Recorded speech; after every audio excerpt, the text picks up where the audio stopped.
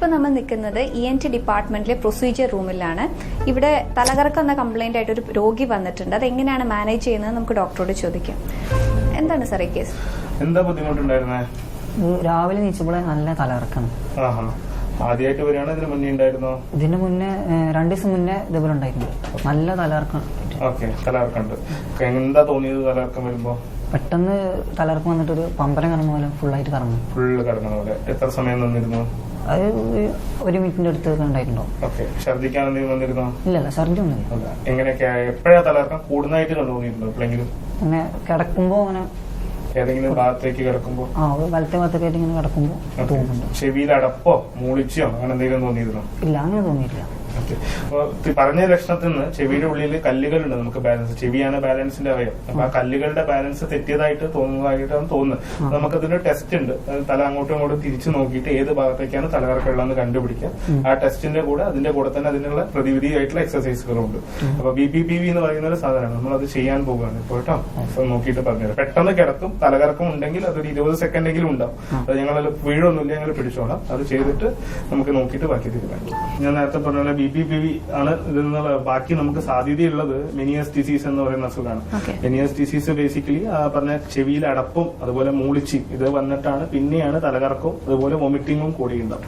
ഇതൊന്നും മെനിയസ്. അപ്പൊ അത് ആവാനുള്ള സാധ്യത വളരെ കുറവാണ്. രണ്ടാമത് പിന്നെ ഒരു ഇൻഫെക്ഷന്റെ സെറ്റിംഗിൽ ജലദോഷം അങ്ങനത്തെ, അപ്പൊ അങ്ങനെയുള്ള സമയത്ത് ചെവിയുടെ പാടയ്ക്ക് ചെറിയൊരു നീർക്കെട്ട് പോലെ തോന്നുകയും ഒരു കഞ്ചഷൻ, ഒരു ഇൻഫ്ലമേഷൻ എന്നുള്ള രീതിയിൽ ഒരു നീര് പോലെ കാണും. അതൊന്നും നമ്മൾ ഈ പേഷ്യന്റിന് ഇല്ല. പിന്നെ ചെവിയുടെ പാടയ്ക്ക് ഓട്ടയുള്ളവർക്കും ലാബ്രിന്തൈറ്റിസ് അങ്ങനെ വന്നിട്ടും ഇൻഫെക്ഷന്റെ ഓട്ടയുടെ കോംപ്ലിക്കേഷൻ ആയിട്ട് വരാം. അങ്ങനെയും കാര്യങ്ങളില്ല.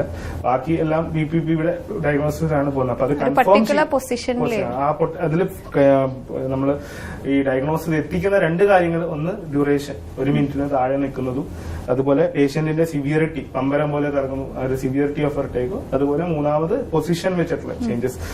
ആ 3 കാര്യങ്ങളാണ് നമ്മൾ ഇതിൽ ഡയഗ്നോസിസ്, ഈ നിർണയം, രോഗനിർണയത്തിൽ എത്താൻ വേണ്ടിയിട്ട് ഹെൽപ്പ് ചെയ്തിട്ടുള്ളത്. ഇനി നമ്മളത് കൺഫേം ചെയ്യണം. അതിനുള്ള ടെസ്റ്റ് ഞാൻ ചെയ്യാം.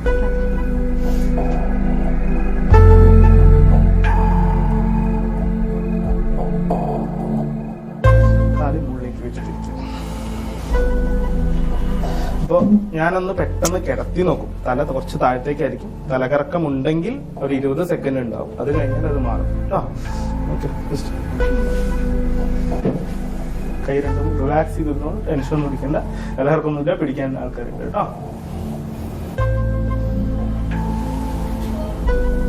എന്തെങ്കിലും ഉണ്ടോ? കിടക്കുണ്ടോ? കുഴപ്പമില്ല. അപ്പൊ മാറും കേട്ടോ. ഒരു 20 സെക്കൻഡ് കണ്ണ് തുറന്നു വെച്ചോളൂ.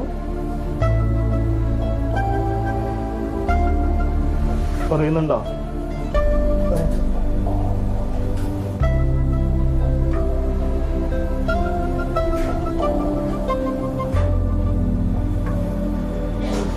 അപ്പൊ നമ്മൾ ഇങ്ങനെ കിടത്തിയിട്ട് ഒരു 30 സെക്കൻഡ്സ് ടു 1 മിനിറ്റ് വരെ വെയിറ്റ് ചെയ്യാം. അപ്പൊ കണ്ണിനൊരു മൂവ്മെന്റ്സ് ഉണ്ടാവും. ഏത് ഒരു ഡിസ്റ്റാഗ്മസ് എന്ന് വിളിക്കും. കണ്ണിന്റെ ഓസിലേറ്റിംഗ് മൂവ്മെന്റ്സ്. അത് ഏത് ഡയറക്ഷനിലേക്കാണ് ഉള്ളത്, അതിന്റെ ഓപ്പോസിറ്റ് ഡയറക്ഷനിലേക്കാണ് നമ്മൾ ബേസിക്കലി ഇത് തല തിരിക്കേണ്ടത്. ഇപ്പൊ തലകറക്കം ഉണ്ടോ? ഇനി ഞാൻ തല മറ്റേ സൈഡിലേക്ക് ഒന്ന് തിരിക്കാണ് കേട്ടോ. ഉണ്ടെങ്കിൽ തലകറക്കം ഉണ്ടെങ്കിൽ ചെറുതായിട്ടൊരു 10 സെക്കൻഡ് നേരത്തെ പോലെ ഉണ്ടാവും.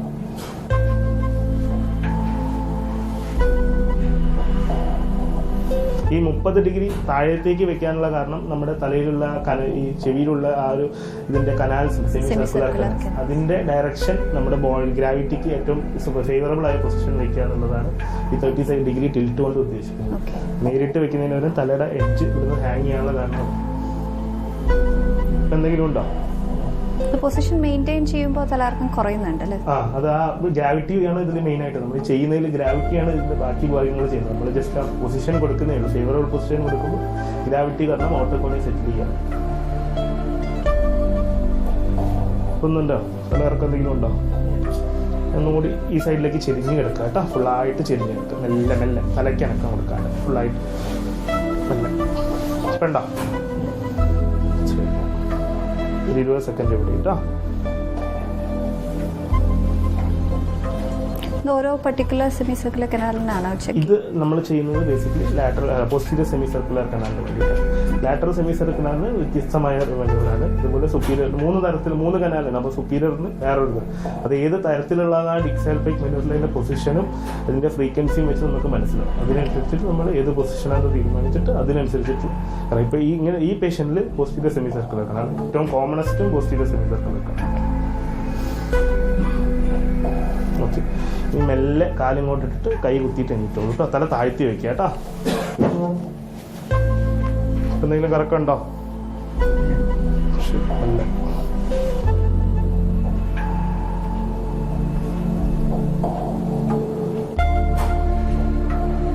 എത്ര സെക്കൻഡ് മെയിൻറ്റെയിൻ ചെയ്യണം? 30 സെക്കൻഡ്സ്. അപ്പോൾ ഇനി ഇതെന്നാണ് നമ്മൾ ആ കല്ലുകൾ ബാലൻസ് ചെയ്യാനുള്ള കാര്യങ്ങൾ ചെയ്തത്. ഓക്കെ, അപ്പോൾ ഇനി അടുത്തതായിട്ട് ഇതിന് 2 ദിവസത്തേക്കുള്ള കുറച്ച് ശ്രദ്ധകളുണ്ട് തലകർക്ക്. ഇത് കഴിഞ്ഞ് കഴിഞ്ഞാൽ എന്തൊക്കെയാണെന്ന് വലത്ത് ഭാഗത്താണ് ഉണ്ടായിരുന്നത്. അപ്പോൾ വലത്ത് ഭാഗം ചെരിഞ്ഞ് കിടക്കുന്നത് ഒഴിവാക്കുക. രാത്രി കിടക്കുമ്പോൾ പോലും വലത്ത് ഭാഗം ചെരിഞ്ഞ് കിടക്കരുത്. ഈ ഒരു പൊസിഷൻ വരെ രാത്രി കിടക്കുമ്പോൾ പോലും ഉറങ്ങാൻ കേട്ടോ. അതെന്താ വെച്ചാൽ ആ കല്ലുകൾ വീണ്ടും തിരിച്ചു പോകാനുള്ള സാധ്യത ഉണ്ട്. അത് ഒഴിവാക്കാൻ വേണ്ടിയിട്ട്.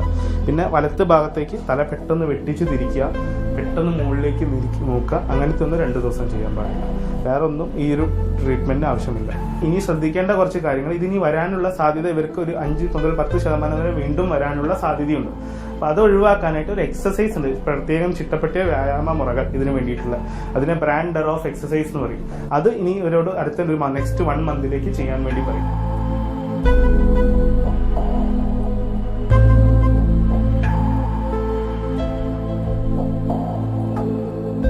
ചെവിയുടെ ഉള്ളിൽ ഉൾച്ചെവിയിലെ ഈ ഓട്ടോകോണി എല്ലാവരും ചോദിക്കുക എന്താണ് ഈ കല്ലുകൾ എന്ന്. അപ്പൊ നമ്മുടെ ചെവിയുടെ ഉള്ളിൽ സംഭവിക്കുന്ന എന്താണ് BPPV സംഭവിക്കുന്നത് പറഞ്ഞാൽ അത് ഇതാണ് ഉൾച്ചെവി, ഇതാണ് ചെവി എന്ന് പറയുന്നത്. ഇത് നമ്മുടെ ചെവിനെ 3 ഭാഗമായിട്ട് ഡിവൈഡ് ചെയ്യാം. ഇത് പുറത്തുള്ള ഭാഗം നമ്മൾ കാണുന്ന ഭാഗം, രണ്ടാമത് പാടയുള്ള ഭാഗം, ഇതിനെ മിഡിൽ ഇയർ എന്ന് വിളിക്കും. പാടയും അതുപോലെ 3 എല്ലുകളുണ്ട്. ഈ 3 എല്ലുകളാണ് മിക്കവാറും പ്രശ്നങ്ങൾ ഈ കേൾവിക്കുറവിന്റെ കാരണങ്ങളായിട്ട് വരുന്നത്. ഈ പാടയിലുള്ള ഓട്ടകളുണ്ട്. അടുത്ത 3ാമത്തെ ഈ ഒരു ഒച്ച പോലെ ഇരിക്കുന്ന സാധനം, അതിന്റെ കൂടെ 2-3 കുഴലുകൾ. ഈ 3 കുഴലുകൾ ആണ് ബാലൻസിന്റെ 3 സാധനങ്ങൾ. 3 ഡയറക്ഷനിലേക്ക് സെമി സർക്കുലർ കനാൽ നോക്കിയാൽ 3 ഡയറക്ഷനിൽ വരുന്നതാണ്. അതുപോലെ ഈ താഴെ ഒച്ച പോലെയുള്ള സാധനം ബേസിക്കലി കേൾവിയുടെ അവയവം. ഇതൊന്ന് ഞരമ്പുകൾ തലച്ചോറിലേക്ക് പോകുന്നുണ്ട്. അപ്പൊ ഈ ഞരമ്പുകൾ തലച്ചോറിലേക്ക് പോകുന്ന ഞരമ്പുകളുടെ പ്രശ്നങ്ങളായിരിക്കാം. ഒന്ന് ഞാൻ ആദ്യം പറഞ്ഞ ഈ കോക്ലിയയുടെ പ്രശ്നമാണ് മെനിയസ് ഡിസീസ് എന്ന് പറയുന്നത്. കോക്ലിയ എന്ന് പറയുന്നത് ഇതിന്റെ ഉള്ളിലത്തെ ഫ്ലൂയിഡ് ബാലൻസ്, ഇതിന്റെ ഉള്ളിൽ ഈ പറഞ്ഞ ഈ ഇതിന്റെ ഉള്ളിലെ നീരിനുള്ള വ്യത്യാസം, മെനിയസ് ഡിസീസ്. ഈ പിന്നെയുള്ള സെമി സർക്കുലർ കനാലിലുള്ള കല്ലുകൾ. അപ്പൊ അത് ഈ കല്ലുകൾ നമ്മൾ ചെയ്യുമ്പോൾ എന്താ സംഭവിക്കുന്നതെന്ന് വിശദമായിട്ട്.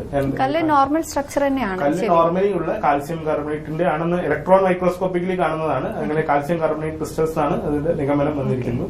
ഓട്ടോകോണി എന്ന് വിളിക്കും. അത് അതിന്റെ മൂവ്മെന്റ് കാരണം നമ്മുടെ ശരീരത്തിലെ ഞരമ്പുകളിലെ അതിനെ സ്റ്റിമുലേറ്റ് ചെയ്യണം. ആ ഞരമ്പുകൾ തലച്ചോറിലേക്ക് നമുക്ക് സിഗ്നൽസ് കൊടുക്കും ഏത് ഭാഗത്തേക്കാണ് ബോഡി മൂവ് ചെയ്യുന്നത് എന്നുള്ളത്. റൊട്ടേഷണൽ മൂവ്മെന്റ്സ് ആണ് കൂടുതൽ. നോർമൽ ഫംഗ്ഷൻ ഉണ്ട്, നോർമൽ ഫംഗ്ഷൻ ആണ്.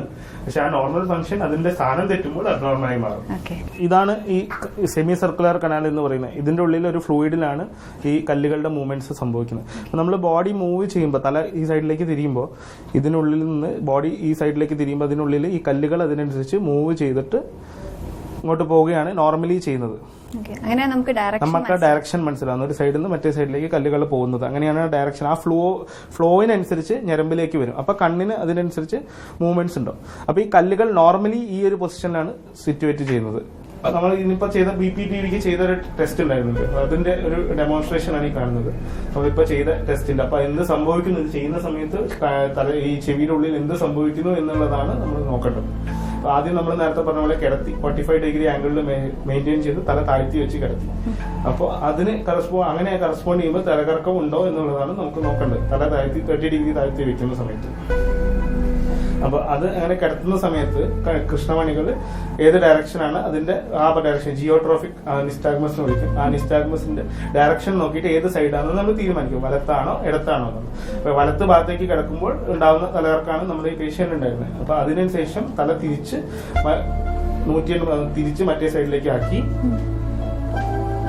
പിന്നെ ബോഡി മൊത്തമായിട്ട് ചിരിച്ചു കിടത്തി. അത് 30 സെക്കൻഡ് 30 സെക്കൻഡ് 30 to 60 സെക്കൻഡ്സ് ആണ് പൊസിഷൻ എടുക്കുന്നത്. അതിനുശേഷം ചെരിച്ചിട്ട് നമ്മൾ അതേപോലെ എണീക്കും. ആ സമയത്ത് ശ്രദ്ധിക്കേണ്ടത് കഴുത്തിന്റെ ഭാഗം താഴത്തേക്ക് അതും താഴ്ത്തി ഒരു 15 ഡിഗ്രി ആംഗിൾ കൊടുക്കണം കഴുത്തിന്. അങ്ങനെ ഇല്ലെങ്കിൽ വീണ്ടും അത് തിരിച്ചു പോകുന്നത്. അപ്പൊ ആ സമയത്ത് സംഭവിക്കുന്നത് എന്താ വെച്ചാൽ ഈ കിടത്തുമ്പോൾ കല്ലുകൾ മെല്ലെ ഇവിടുന്ന് ഈ റിലീസായിട്ട് കണ്ണിന്റെ മൂവ്മെന്റ് അത് സെറ്റിൽ ആകുമ്പോൾ ഒരു പൊസിഷനിൽ എത്തിയത് സെറ്റിൽ ചെയ്യുമ്പോഴാണ് കണ്ണിന്റെ മൂവ്മെന്റ് സ്റ്റോപ്പ് ആവുക. അതിനാണ് ആ സമയം കൊടുക്കുന്നത് നോർമൽ പൊസിഷനിലേക്ക് എത്താൻ. അടുത്ത പൊസിഷനിൽ വീണ്ടും അത് തിരിയും, ബാക്കി തിരിഞ്ഞിട്ട് ഈ പുറത്തേക്ക് എത്തും. ഇത് നോർമലി ഇതിന്റെ ഉള്ളിൽ നിൽക്കുന്ന കല്ലുകളൊന്നും വരില്ല, പുറത്തേക്ക് ചാടി കിടക്കുന്ന കല്ലുകളാണ് ഈ ഒരു പ്രശ്നത്തിലേക്ക് വരുന്നത്. അടുത്ത പൊസിഷനിൽ അത് വീണ്ടും അടുത്ത ബാക്കിലേക്ക് വയ്ക്കും.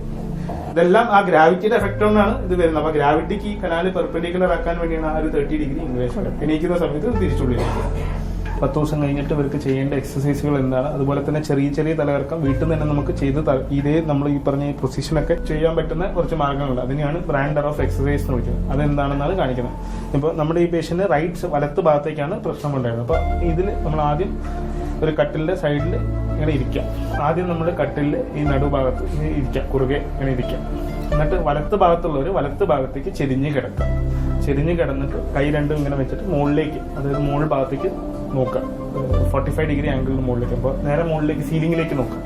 അപ്പൊ തലകറക്കം ഉണ്ടെങ്കിൽ തലകറക്കം മാറുന്നവരെ അത് ഒരു 30 സെക്കൻഡ്സ് ആയിരിക്കും യൂഷ്വലി ഉണ്ടാവുക. അത് മാറുന്നവരെ ആ പൊസിഷനിൽ കിടക്കാം. ഇല്ലെങ്കിൽ 30 സെക്കൻഡ്സ് കഴിഞ്ഞിട്ട് എണീക്കാം. എണീച്ചിട്ട് വീണ്ടും ഒരു പൊസിഷൻ, ആ നടുവിലേക്കുള്ള പൊസിഷനിലേക്ക് വരാം. അപ്പോൾ ഇത് തലകറക്കം മാറിയതിന് ശേഷം വീണ്ടും ഈ ഒരു പൊസിഷൻ, തലകറക്കം ഇല്ലെങ്കിലും ആ ഒരു 30 സെക്കൻഡ് ഹോൾഡ് ചെയ്യണം പൊസിഷൻ. ഇവിടെ കിടക്കുക, ഇവിടെ ഇങ്ങനെ ഇരിക്കുക ഒരു 30 സെക്കൻഡ്സ്. അടുത്ത 30 സെക്കൻഡ്സ് മറ്റേ സൈഡിലേക്ക് കിടക്കുക. അത് ഓപ്പോസിറ്റ് റൈറ്റ് ഉള്ളവർക്ക് ലെഫ്റ്റ് സൈഡിലേക്ക് കിടക്കുക. അവിടെയും സീലിംഗിലേക്ക് നോക്കുക, മുകളിലേക്ക് ഒരു മാറുന്നവരെ നിൽക്കുക, നടുവിലിരിക്കുക. അങ്ങനെ ഒരു 5 to 10 ടൈംസ് ചെയ്യണം ദിവസം. 5 തവണ മുകളിലും 5 തവണ രാത്രി.